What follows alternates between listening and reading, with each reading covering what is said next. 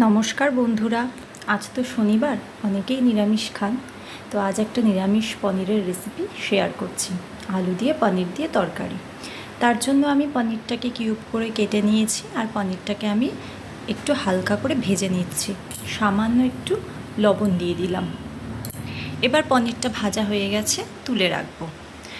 এরপরে আমি আর একটু তেল দেব, তার মধ্যে আমি জিরে ফোড়ন দিয়ে দিলাম। এরপরে আমি আলু দিয়ে দেব।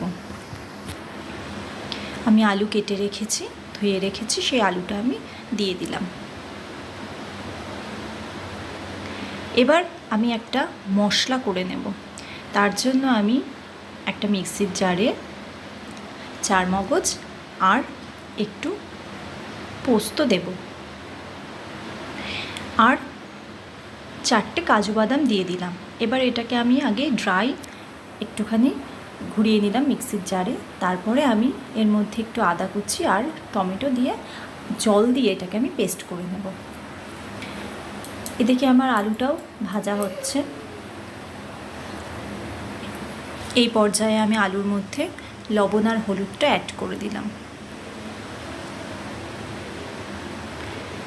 আলুটা আমার ভাজা হয়ে গেছে। এবার আমি যে মশলাটা করেছিলাম সেই মশলাটা আমি এর মধ্যে দিয়ে দেব, মশলার পেস্টটা। এবার আমি মশলার সাথে আলুটাকে খুব ভালোভাবে কষিয়ে নেব। মশলার বাটিটা ধুয়ে আমি সামান্য একটু জল দিয়ে দিলাম।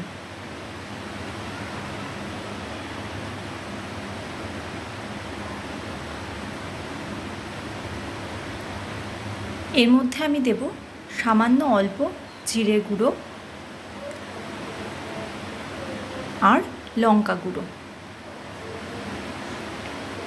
যেহেতু নিরামিষ তরকারি, তাই খুব ঝাল আমি করব না, তাই সামান্য একটু লঙ্কা গুঁড়ো আমি দিয়েছি। এখানে চাইলে কাশ্মীরি লঙ্কা গুঁড়ো দেওয়া যেতে পারে, তাতে রঙটা ভালো আসবে। আর এর মধ্যে দেব আর একটুখানি লবণ আর চিনি। এবার আমি সব কিছু খুব ভালোভাবে কষিয়ে নেব।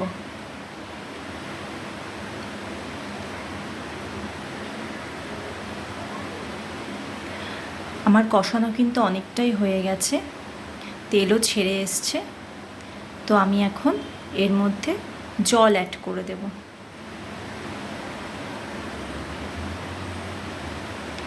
এবার তরকারিটা একটু ফুটে আসলে আমি এটা ঢেকে দেব সেদ্ধ হওয়ার জন্য আলুটা। তো তরকারিটা ফুটে যাওয়ার পরে আমি ঢেকে দিলাম। ঢেকে একটু কমিয়ে রেখেছিলাম গ্যাসটা। এরপরে আমি 5 মিনিট পরে আমি ঢাকনাটা খুলে দেখলাম যে হ্যাঁ, আমার আলুটা সেদ্ধ হয়ে গেছে। তো আমি এই পর্যায়ে আমি এর মধ্যে পনিরটা অ্যাড করে দেব। তারপরে আমি গ্যাসটা বাড়িয়ে আরও একটু ফুটতে দেব। আমি একটু গ্রেভি রাখবো, কারণ যেহেতু এর মধ্যে চারমগজ দেওয়া আছে, তো গ্রেভিটা কিন্তু ঠান্ডা হলে জমে আসবে। তো আমার রান্নাটা কমপ্লিট হয়ে গেছে। নামানোর আগে আমি ওপর থেকে একটুখানি গরম মশলা ছড়িয়ে দিলাম। এর মধ্যে একটু ঘিও দেওয়া যেতে পারে, তো আমি সেটা দিইনি। আমার পনিরের তরকারি কিন্তু রেডি হয়ে গেছে।